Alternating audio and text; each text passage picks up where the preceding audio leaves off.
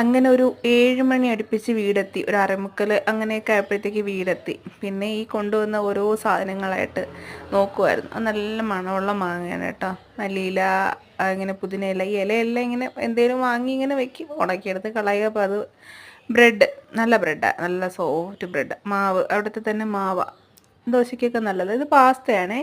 30 രൂപയുള്ളൂ, 1/2 കിലോ 30. നമുക്ക് ഒരു 4 പേർക്ക് നന്നായിട്ട് കഴിക്കാൻ പറ്റും. പിന്നെ ഇത് ഇങ്ങനെ അടപ്പില്ലേ, അടപ്പിൻ്റെ പിടിയാണ്, ഒരെണ്ണം 10 രൂപയേ ഉള്ളൂ.